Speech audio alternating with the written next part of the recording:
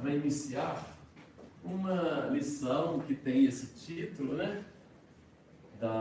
Do livro Mereça Ser Feliz, do Vanderlei Oliveira, pelo espírito da nossa tão querida, nossa patrona, Hermance Dufour, Superando as Ilusões do Orgulho. E a lição é o capítulo 16, da página 134.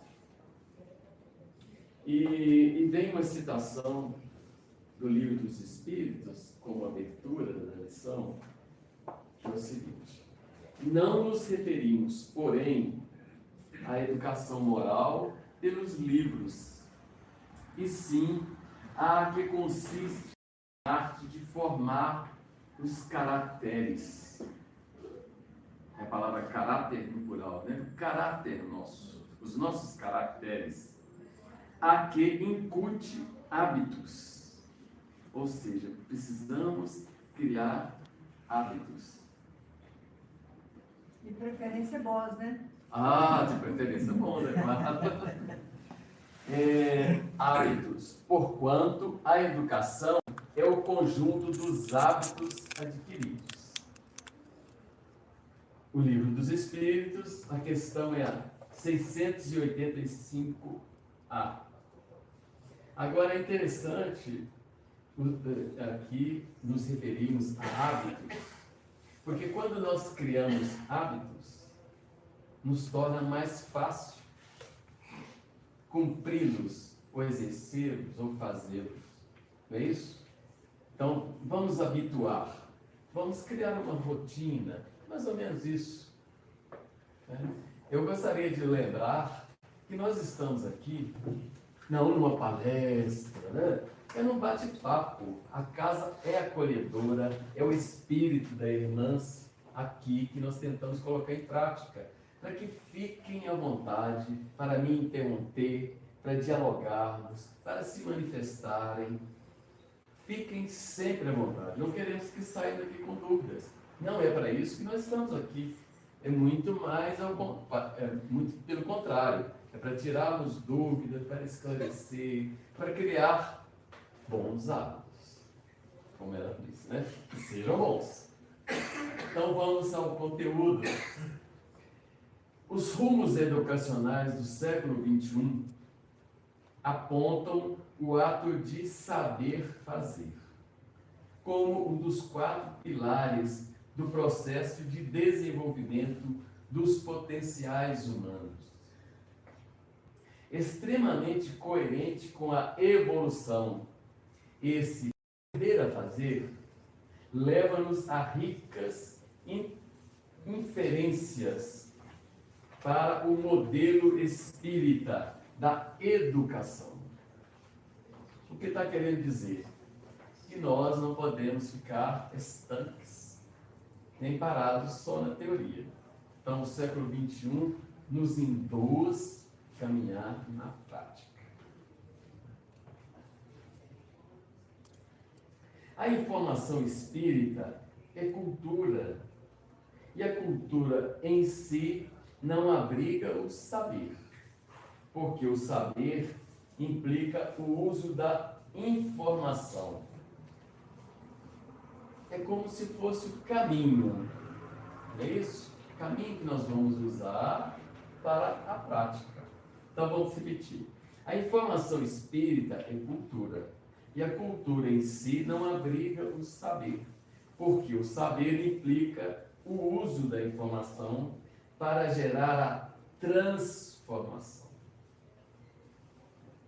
Só nos transformamos quando introjetamos e partimos para a prática. Meta essencial da proposta espírita. A evolução nossa implica na nossa transformação. Ser um indivíduo novo a cada dia. Nós não dizemos que o Cristo nos trouxe a boa nova. E o que é essa boa nova? São novos conhecimentos, novas informações, um caminho novo que nós devemos adotar, é um código, na verdade, é um código moral, nós devemos adotar para a nossa evolução, para o nosso progresso, que é cumprir uma das leis por ele ensinadas e repetidas por vários outros, inclusive Kardec. Conciliando as assertivas educacionais da modernidade, percebemos através de avaliações sinceras que nossas agremiações doutrinárias cumprem com a valorosa missão do esclarecimento, apontando as diretrizes do que se deve fazer. Contudo, ficam evidentes as necessidades prementes sobre o como fazer.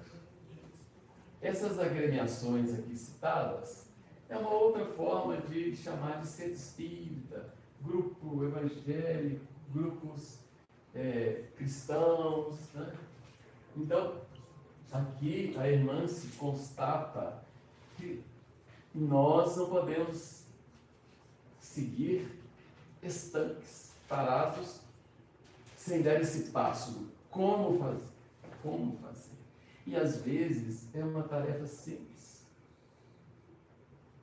Até o começo é simples, mas nós não conseguimos dar esse passo.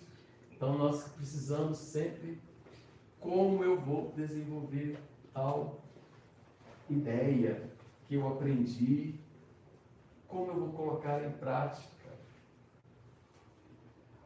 Fazer o bem mesmo. Muita gente tem dúvida.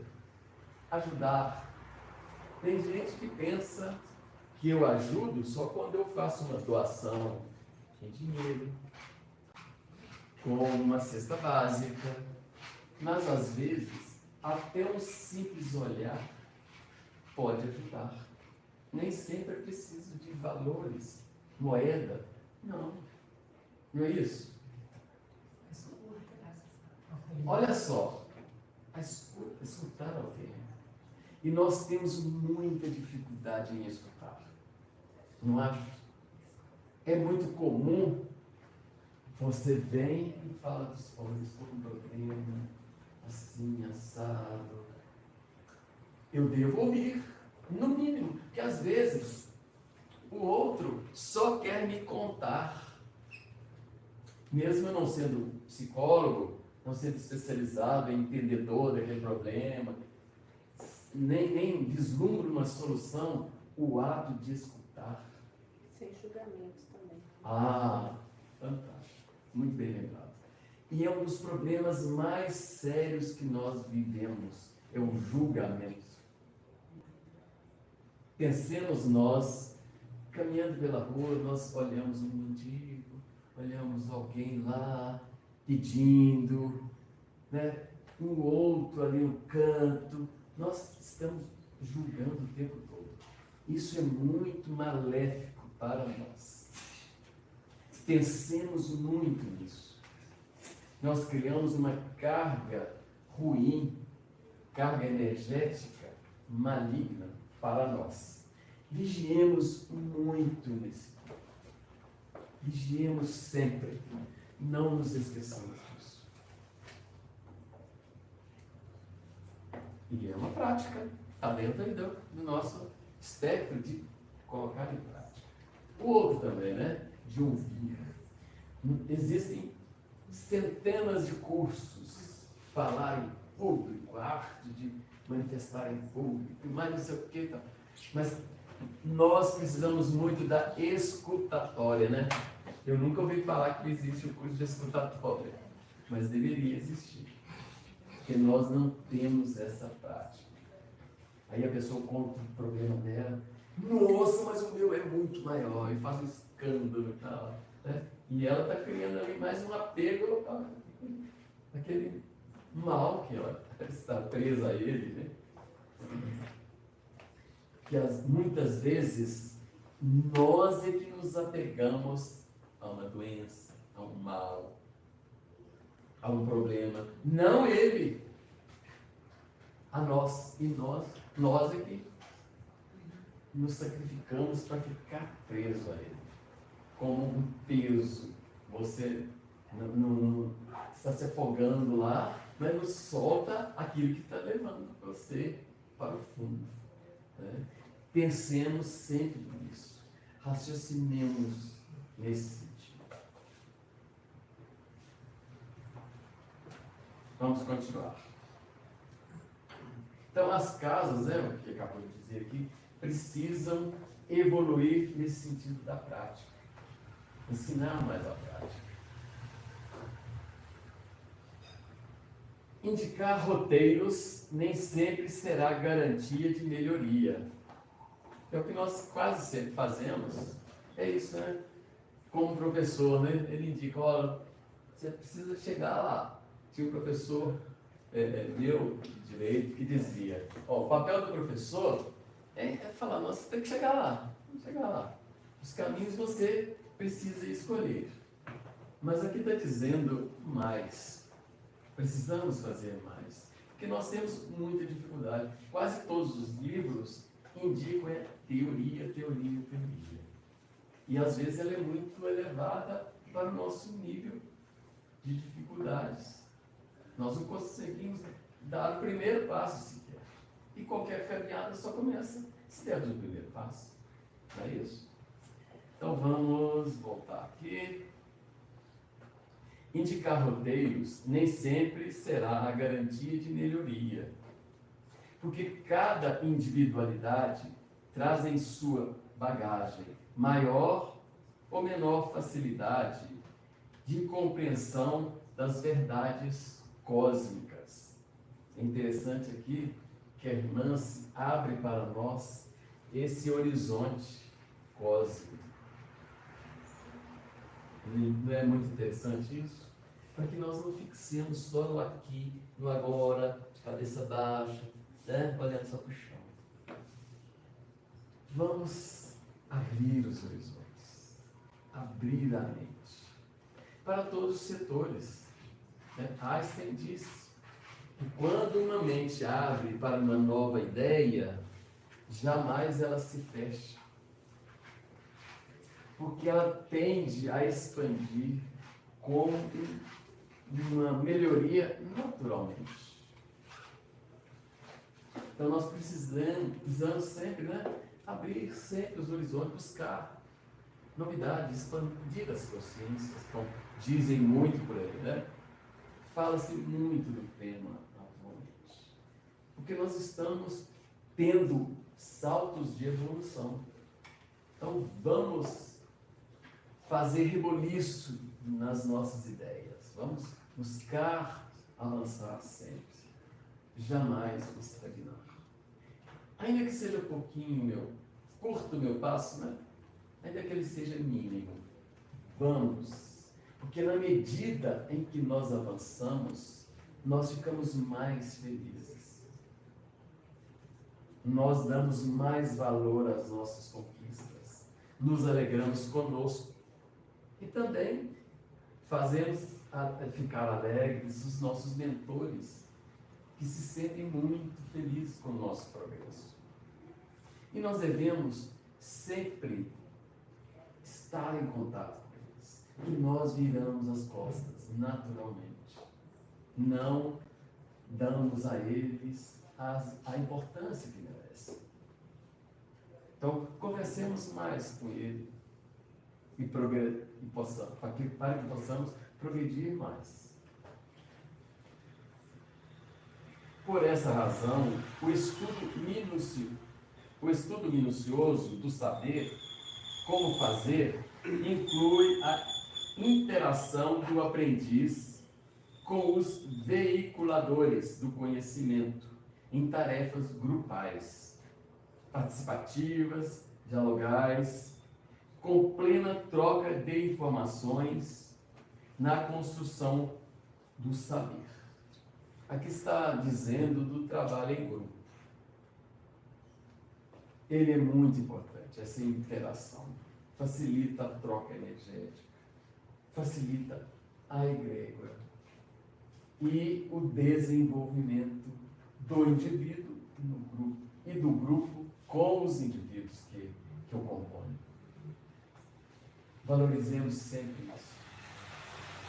Por menor que seja o grupo, em casa, seja nos centros espíritas, aqui está mais voltado para o conhecimento espírita. Mas em todos os setores da vida, os grupos são importantes. Essa interação que nos faz mais maduros, mais preparados. Não é isso? É um caminhar, né? A gente vai conhecendo, vai trocando ideia, vai... O exercício o exercício da caminhada. Esse exercício é muito importante. Essa interação entre os indivíduos. Um fala das suas dificuldades, o outro fala das possíveis soluções e vice-versa. Isso é muito importante. Então, participar de algum grupo nos fortalece muito. Podemos deixar algumas questões entre diversas que nos compete formular a fim de aquilatar a extensão do quanto temos de aprender acerca do como fazer. Então, na medida o que está dizendo é que na medida que nós progredimos, nós vamos aquilatando, avaliando, né? Sentindo como está o meu progresso, as dificuldades, as deficiências, onde eu preciso progredir mais. E até mesmo onde eu posso progredir mais e ajudar mais, ajudar a mim e aos outros. E uma das primeiras missões, ou a primeira missão que nós assumimos ao assumir o compromisso da encarnação é conosco mesmo, primeiramente conosco. Até mesmo para termos uma base fundada para ajudar aos outros, a quem quer que seja, ao meio ambiente que nós vivemos, né? Temos que ter conteúdo para depois partir para fora de nós mesmos, né? Para esse progresso. Mas eu achei muito interessante falar da questão do grupo, né? Porque muitas vezes sozinho a pessoa não dá conta, né? Então, ter um grupo que ampara, e eu acho que realmente o grupo espírita é um grupo especial porque a gente discute coisas transcendentes à nossa vida material, né? Muito mais amplo, né? E mesmo porque o mundo apresenta muitos desafios, né? Muita dificuldade. Então, a reação das pessoas pode ser bem diferente. Por exemplo, alguém sabendo de uma doença grave, ela vai se fortalecer, se reinventar para superar aquilo. E outra pessoa entra em depressão e acaba a doença tomando conta. Então, são graus diferentes, né? Tem até aquela frase, querer é poder, não é bem assim. A coisa é muito mais complexa do que só a vontade, né? A gente se vê como com as nossas dificuldades, fragilidades, e saber se fortalecer através de um grupo, né? Um grupo espírita da sustentação, né? Os amigos e tudo, que muitas vezes muita gente dá conta sozinho de resolver várias questões, outras pessoas não dão conta. Muito bem essa reflexão que ele acabou de trazer para nós, porque é isso mesmo. Os grupos são muito importantes. E a egrégora produzida no grupo, quer dizer, a energia circundante nesse grupo, ela é tão mais poderosa quanto mais bem intencionados, quanto mais sentido for aquele grupo. E a ajuda que pode advir dessa reunião de pessoas bem intencionadas é muito grande. Casos de curas advindas de grupos, e às vezes nem são grupos religiosos, conseguem curar pessoas, porque é um conjunto de energias voltadas para o fim.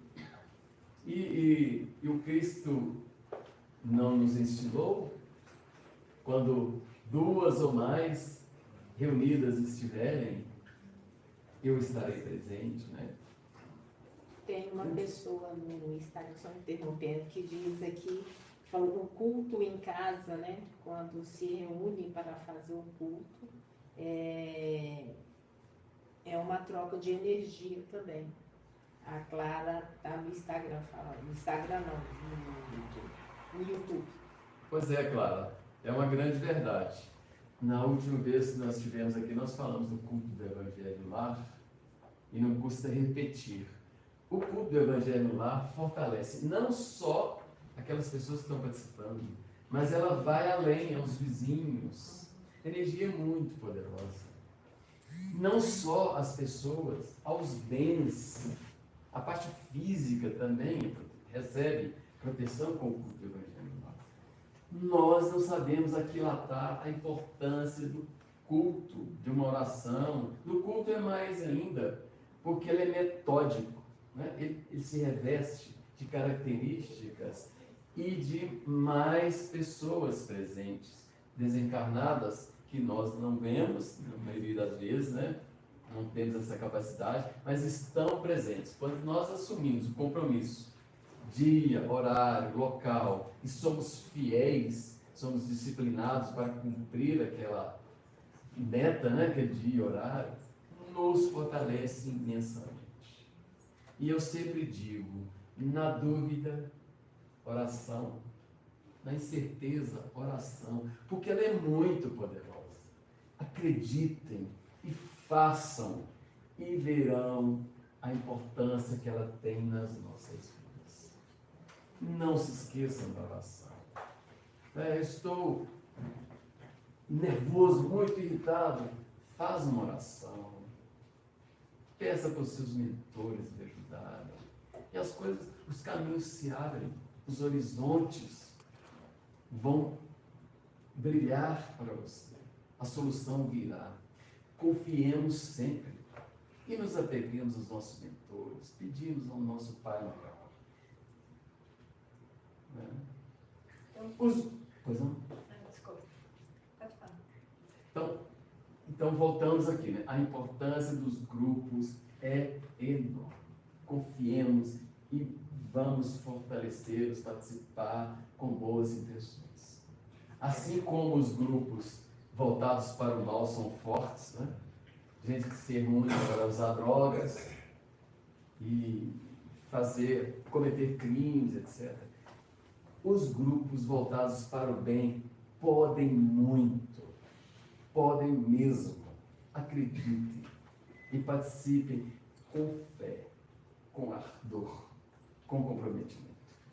Pois não? Não, eu ia falar que eu estava estudando esses dias, que eu trabalho com evangelização dos meninos, e aquela passagem e aquele capítulo do Evangelho fala: pedi se vos dará, buscai achareis, batei e abri-se-vos-á. Então a gente pede a luz, pede ajuda e a ajuda vem.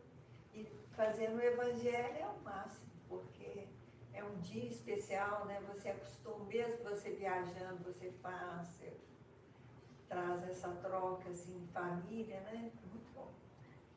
Nós estamos fazendo online, porque tem um ou outro que fica longe. E online não tem demérito algum, não há perda. Né? Hoje está muito comum reuniões, né? Via grupos, né? Onde as pessoas estão distantes, lives, reuniões. Não há perda. Basta nós estarmos concentrados, realmente, né? Voltados para aquilo que nós estamos fazendo, com o sentimento e com o raciocínio voltado para aquilo que nós estamos fazendo. Não há problemas, devemos fazer e confiar. É o que ela disse, né? Peçamos, estamos em dificuldades, vamos pedir. A solução virá mais cedo ou mais tarde. Nós costumamos ser muito apavorados, né? Queremos soluções para tudo de imediato. O tempo nosso não é o tempo de Deus. Tenhamos mais temperança, equilíbrio. Vamos esperar.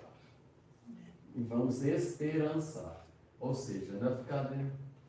Ah, vai dar certo. Não, vamos agir, orar, caminhar naquele sentido, contribuir para que ocorra realmente aquilo que nós esperamos, nós precisamos, nós necessitamos. Você estava falando sobre esperança, Honorato. Eu estava ouvindo uma palestra também, eu gosto muito de ouvir as palestras da Comunhão Espírita de Brasília. Então, ela fala, a oradora falou que esperança não é ficar esperando. Esperança é agir com confiança. Esse é o significado da esperança. Aí tem até a ver com o que ela falou, né? Bater, abrir as portas. Você tem que bater. Não adianta você ficar na frente da porta sem fazer isso.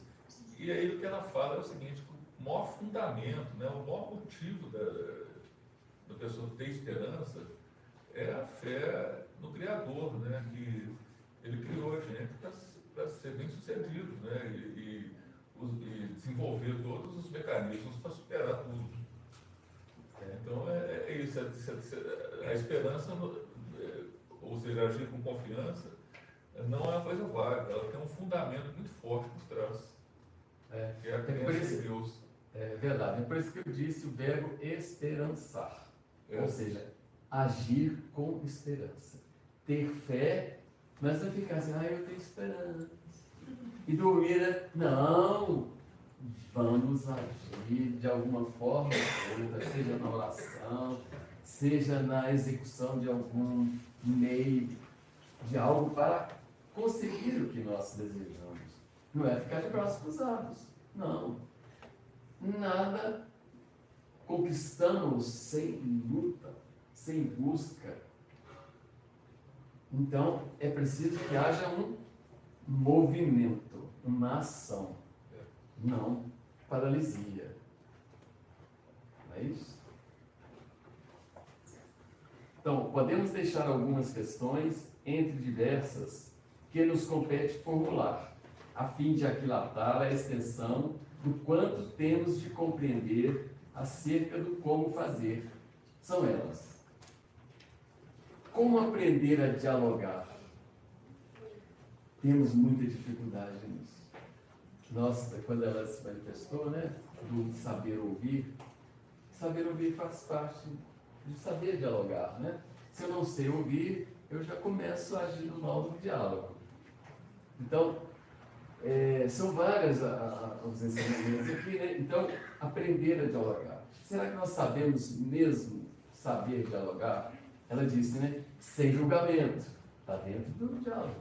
É preciso que eu comece a ouvir, ouça, raciocine, participe de alguma forma de uma sugestão, ou até dizer, nossa, mas você me trouxe uma questão aqui que eu não sei nada a respeito. Mas quem sabe nós vamos conversando aqui um pouco mais, vamos achar saída, porque para tudo há solução. Tudo. Outra, como amar a si mesmo? Perguntemos para nós: eu estou me amando adequadamente, o suficiente para me liberar do progresso? Ou eu sou a própria trava, né? Eu sou as correntes da minha evolução, do meu progresso? Eu não sou feliz porque eu não quero. Eu estou preso àquilo que está me jogando para o fundo do abismo. E às vezes nós não temos clareza dessas respostas, não. Nem sempre elas são fáceis. Então eu preciso perguntar, daqui a algum tempo, perguntar novamente. É isso?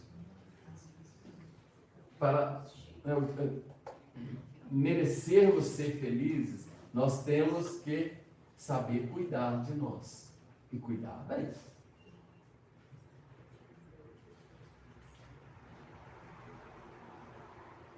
Qual a fórmula para efetivar o perdão verdadeiro? Um dos grandes problemas que nós temos. Perdoar. Todos nós já tivemos embaraços com terceiros. Faz parte da vida. Aprender a perdoar não é fácil. mas é o necessário, é fundamental.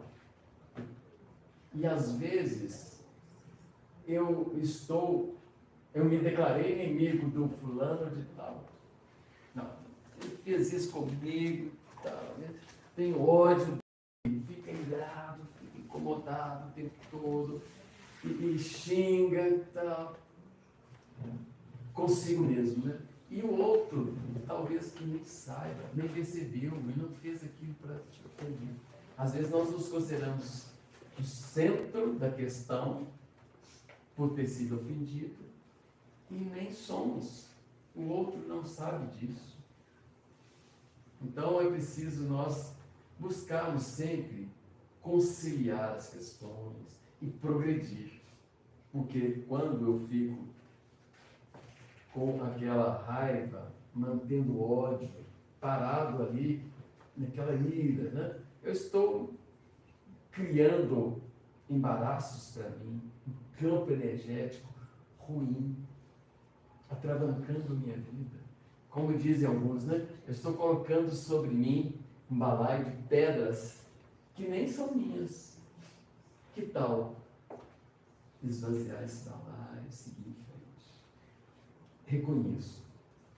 Em alguns casos não é fácil, mas nós temos que trabalhar isso em nós. E vamos buscar isso na oração, pedir aos nossos mentores, pedir a Deus que nos ajude. Vamos vencer. Posso fazer um adendo? Sim. Liberar o perdão, eu acho que junto com ele, não mais importante ou mais de verdade igualado, é você reconhecer a sua limitação, o seu erro, a sua passagem de limite, ou seja lá o que for, em pedir o perdão verdadeiramente.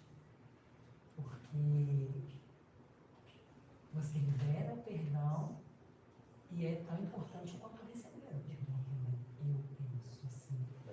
Vocês entenderam o que ela disse? Das limitações que nós temos para pedir verdadeiramente. Né? Temos consciência do que nós estamos pedindo. Ou seja, estudar a extensão do problema, se eu tiver errado, me corrija, por favor, né? Alcançar todo aquele problema para pedir o perdão. Ou seja, circunscrever exatamente o que eu estou tratando. Porque quando pedimos perdão verdadeiramente, meio que automático você liberar o perdão. Porque quando você tem perdão no coração, o sentimento de eu reconheço o meu erro, eu sou humilde o suficiente. Só, não estou bancando a santa, mas assim, só para ilustrar. Automaticamente você consegue perdoar.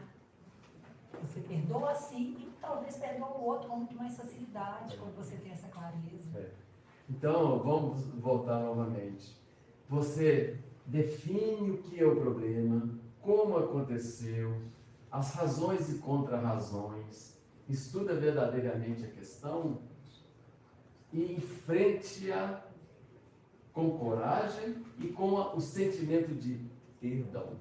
Você perdoa ou perdoa a si próprio, né? Fim de questão. Concordam? Gente, fiquem à vontade, podem se manifestar.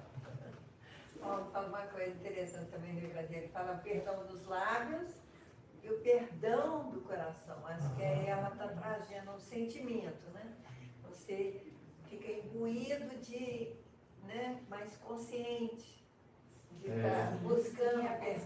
mesmo daquilo que é o perdão, que é a liberação do que vem no coração. Porque da boca para fora, qualquer um pede perdão, desculpa, muito obrigada, tchau. É muito fácil. Você dá um tchau da boca para fora. Interessante. Muito importante também essa reflexão, porque nada vale o boca para fora, perdão da boca. Isso não resolve nada.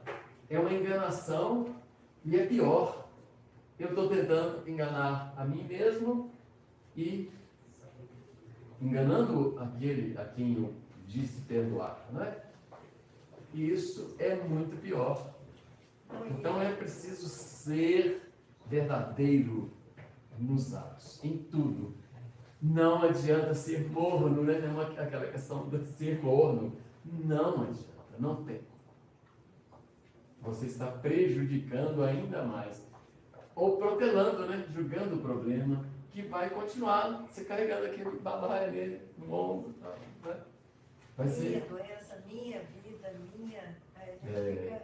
Mas aí tem a ver com o orgulho. Tem que me despir do orgulho, nem que seja momentaneamente, para aquele fim, para aquele momento.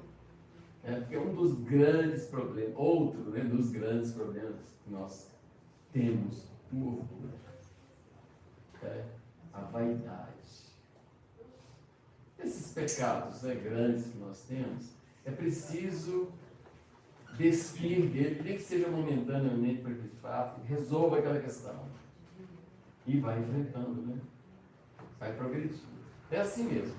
Né? Temos muitos embaraços cotidianamente. Se soubermos vencer, vamos progredir. Caso contrário, nós vamos nos tornar um bolo de problemas. Então é preciso caminhar sempre com muita sabedoria, com inteligência, com temperança, resiliência e várias outras características necessárias, muito importantes para a segurança. Qual o remédio para o melindre? Todos nós temos muito melindre, que vem da mesma fonte, né? A vaidade, o orgulho, essas características nossas, né? E sentimos melindrados, às vezes, muito à toa, irritados. É um trabalho necessário, cotidiano também para nós Jesus. Mais outro, existe uma forma de controle da irritação? Qual seria? Trabalhar em nós mesmos, isso, né? Deixar acumular. Não deixar acumular, porque quanto mais acumular, mais difícil vai ficando.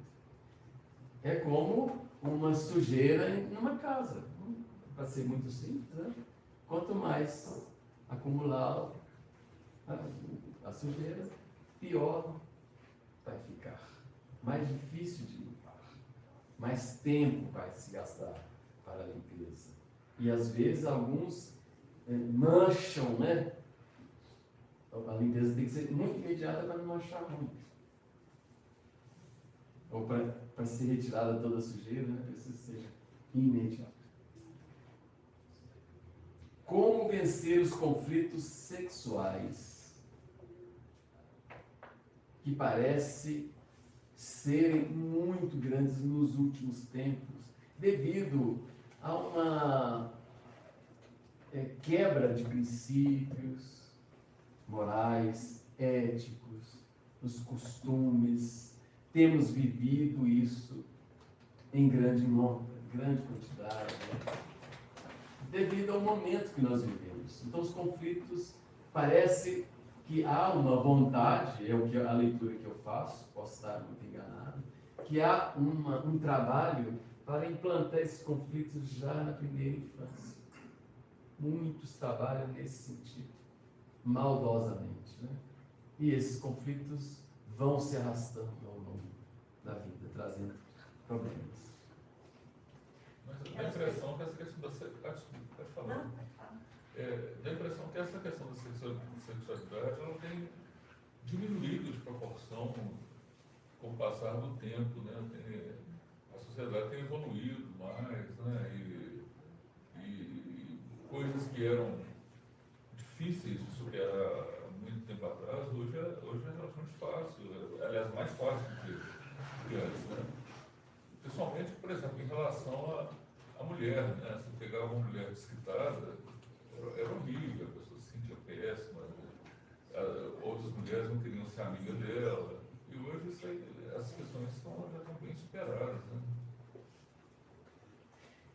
Se por um lado tem esse aspecto da solução, do reconhecimento da necessidade da pessoa ter a individualidade protegida, resguardada, por outro lado, tem a fabricação de problemas também. Nesse aspecto aí, eu entendo da mesma forma. Houve uma evolução, uma aceitação maior das diferenças. Né? Isso ocorreu muito também. Vem ampliando, abrindo a mente das pessoas.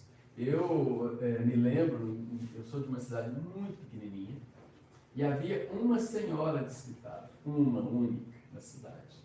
E ela era discriminada. As outras falavam. Mas às vezes é o próprio medo, né? De perder o marido. Vários fatores advêm daí. Né? Excesso de rigorismo nos princípios religiosos, morais. Né? Todos os excessos são danosos para a vida, para todos. Né? O ideal é a virtude está no meio, né? No equilíbrio, na temperança. Então, todos os excessos. Não pode ser nem tanto para um lado, nem tanto para o outro. Né? Então, essa banalização é extremamente prejudicial e também a criação, né? A implantação da confusão na cabeça das crianças é também extremamente deletéria, prejudicial. Pois não? Não, isso aí você estava falando infantis, né? Não, eu trouxe aqui que fala só da como vencer os conflitos sexuais. Aí eu trouxe que tem havido, né, uma produção de confusão na cabeça das crianças, de conflitos implantados. Isso nós podemos, quem tem crianças menores, sabe disso. Pois é. Deixa eu só tirar uma dúvida nessa questão que eu não entendi. Ela traz a implantação desse conflito, principalmente exemplo, nas crianças, pela existência hoje dessa gama de, vamos dizer assim, hoje não, né? Acredito que sempre, de opções sexuais, ou de gêneros sexuais, ou de dogmas, assim. Não consegui entender do que ela, dessa essência. Não, ela só quer dizer que existem os conflitos, que nós temos que trabalhar os conflitos. E eles são dos mais diversos tons. Né? Não está dirigindo a essa diferenciação. Entendi. Não, Ok. não senti, não. Entendi, ok. Mas, Pois não? aproveitar, mas eu acho que nesse caso, que ele está falando assim, acho, né? Tem mais a ver também com o lance de implantação, o lance das crianças, é mais sobre uma hipersexualização geral da vida. Tá, agora me clareou. Do que propriamente sobre identidade de gênero e orientação eu ia entrar sexual. nessa questão. Isso, né? Por exemplo, nada contra gêneros específicos. Não. Mas, gêneros musicais, por exemplo. Mas, tipo assim, a linguagem padrão do entretenimento, ela é um desdobramento de atos sexuais, entendeu? Então, Entendi. tipo assim, cria-se um léxico, um entendimento, uma cultura. Entendi. Agora, obrigado, era isso. Agora eu entendi. Eu não tinha entendido. E não só crianças, nós também, também, né? Mergulhados em uma coisa com assim. certeza. Mas tem uma certa perversão ainda. Eu estava vendo um comercial de fralda. Mas eles colocaram um homem deitado e a criança deitada sobre ele. A gente entende, né? Eu olhando assim, falei, é um pai com filho, é um tio e tal. Mas, sabe, cria aquela imagem, infelizmente, de sensualismo. É ruim, né? Porque a criança vê, tem menino que às vezes fica sozinho, às vezes tem muita gente que é pedófilo, tem essas coisas, essa mente mais doentia, né? Então, assim, é difícil, né? Eles precisavam ser mais rigorosos, porque coloca uma coisa no horário, toda hora está passando. O aspecto televisivo, de filmes, até mesmo, né? Propagandas, há muito disso, de provocação. Né? Eles usam imagens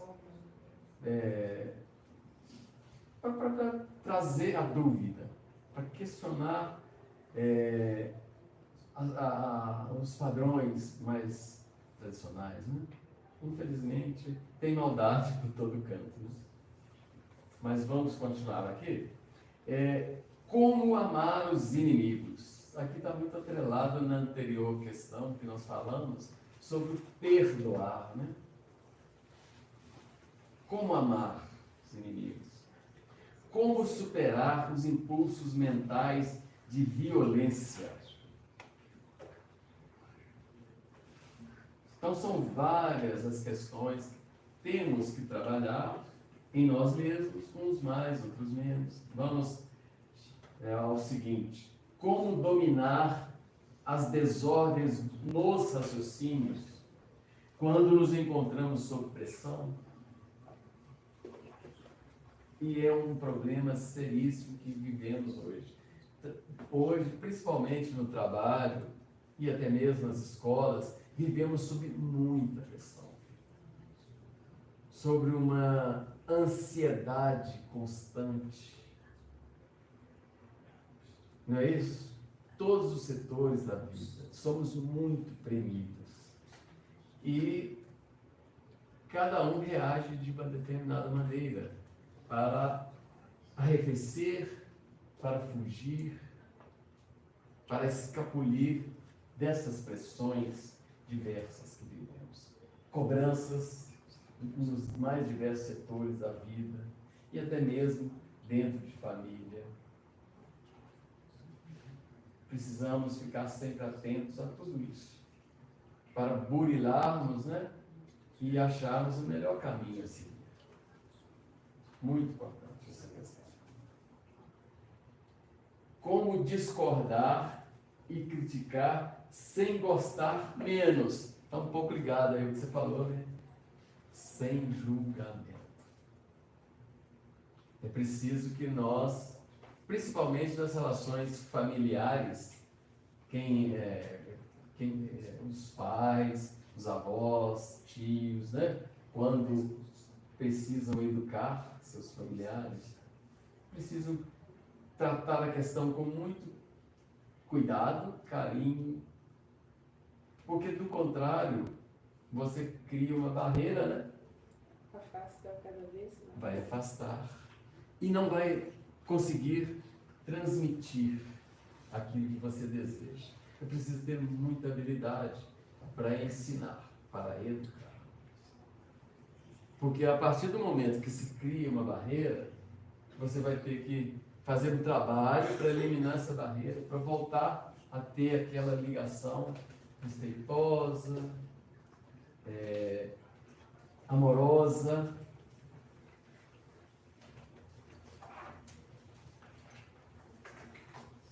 Porque a crítica, né, afasta, irrita, né? Então, um cuidado muito grande que a gente precisa ter, né? Fala-se por aí que a crítica precisa ser construtiva, mas é preciso ter muita habilidade, sabedoria para manejar as palavras ou a escrita, a forma que vai ser transmitida aquela crítica, para que a pessoa aceite. Porque o orgulho, a vaidade, vai criar de imediato, né, aquela barreira, e é preciso dela ser investida e desconstruída para que a informação chegue. E a transmissão, ela só ocorre quando o outro recebe e realmente manifesta o que recebeu. É isso? Eu faço um trabalho numa comunidade carente e lá eles me orientaram o seguinte, que às vezes os jovens, né, eles custam a chegar perto de você e falar que eu preciso conversar com você, mas simplesmente, claro, são coisas absurdas, mas só escuta, porque no início, que é no fato deles, da pessoa, né, tá começando a falar aquilo, ela mesmo já sabe a resposta, mas é a oportunidade que a pessoa está tendo de colocar para fora que aquilo está esmagando a pessoa por dentro, né? Então ali ele mesmo já sabe o que tem que ser feito e já é o primeiro passo. Agora, que nem, como diz até Jesus mesmo, ele nunca chegou e foi fazendo, experimentou. Aí, se ele chegar e pedir ajuda, sua orientação é um caso, né? Aí sim você pode tentar, né, achar uma solução, né? Mas o fato, às vezes a pessoa só quer que você escute, ele só quer colocar aquilo para fora e já é um ato do tema, né? De já está fazendo um bem, a pessoa é um caminho, né? Começa a desfazer, né? Como é que fala? Aquela nome. É um ato de caridade, sem dúvida, é um ato de É caridade. difícil ficar calado, né, sem ter falado alguma coisa, porque a gente sempre acha que é o dono da verdade. E é difícil também não julgar, que é um dos freios que nós devemos colocar em nós mesmos. Mas o primeiro ponto que deve-se ter a considerar para prestar ajuda é a pessoa, quem necessita de ajuda, se abrir. Não tem como se ajudar se o outro que precisa da ajuda não se abre para recebê-la, porque ele não está pronto para ser ajudado. Não está ainda aberto a progredir, né? A vencer aquele. Às vezes ele não tem nem a consciência daquele desafio que ele está vivendo, né? Quando a pessoa se abre, dá a oportunidade, facilita enormemente esse benefício. É um caso interessante, eu vou falar bem rapidinho, que eu estou sem querer falando muita coisa. Lá em Sacramento, eles criaram várias salas. Aí você entra e escolhe perdão, caridade, bondade, eles vão trocando. E tem os orientadores. Aí eles trabalham escutando, conversando, igual está acontecendo aqui, que a gente está trocando ideia, uma turminha está mais calada, muita gente está falando. Podia falar mais, né? Aí, sabe, eu achei interessante ter a sala de reflexão que Eurípides pediu para ter. Porque você vai na sala de reflexão, aqui tem a salinha, né? Muito bom. E você trabalha, acalma, tranquiliza, lê, tem a leitura, né? Isso é muito importante. Cada casa tem as suas características, né? E as suas orientações mais detalhadas. Cada uma buscando solucionar as questões que estão mais presentes naquela região, naquela comunidade. Não é isso? Então nós vamos encerrar, já estamos no horário, né? Agradecendo a atenção de todos aqui presentes e também no YouTube, né? E que continuem firmes, com esperança, com muita fé. Deus protege e ampara todos nós. Confiemos sempre. Vamos fortalecer a cada dia mais a nossa fé. Porque o nosso progresso, o nosso desenvolvimento depende muito dessa nossa fé. Sem a qual nós não teremos coragem, não teremos energia para progredir, para avançar. Que Deus abençoe e proteja a todos. Nós vamos pedir a alguém para poder fazer a oração de encerramento. Alguém se manifesta?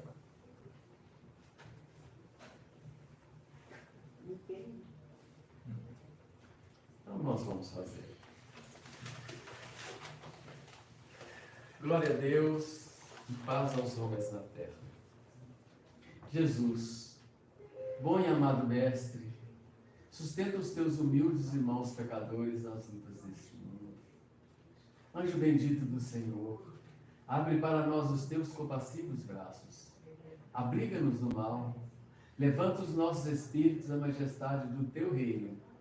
Infuge em todos os nossos sentidos a luz do teu imenso amor. Jesus, pelo teu sublime sacrifício, pelos teus martírios na cruz, dá a esses que se acham ligados ao pesado fardo da matéria, orientação perfeita do caminho da virtude, o único pelo qual podemos te encontrar. Jesus, paz a eles, misericórdia aos nossos inimigos, e recebe em teu seio bendito a prece dos últimos dos teus servos. Bendita estrela, farol das imortais falanges, Purifica-nos com os teus raios divinos, lava-nos de todas as culpas, atrai-nos para junto do teu seio, santuário bendito de todos os amores. Se o mundo com seus erros, paixões e ódios alastra o caminho de espinhos, escurecendo o nosso horizonte com as trevas do pecado, rebrilha mais com a tua misericórdia, para que, seguros e apoiados no teu evangelho, possamos trilhar e vencer as escabrosidades do carreiro e chegar às moradas do teu reino. Amiga estrela, farol dos pecadores e dos justos, abre o teu seio divino e recebe a nossa súplica pela humanidade inteira. Assim seja. Divino Mestre, muito obrigado. Deus abençoe e proteja a todos. Uma boa semana toda.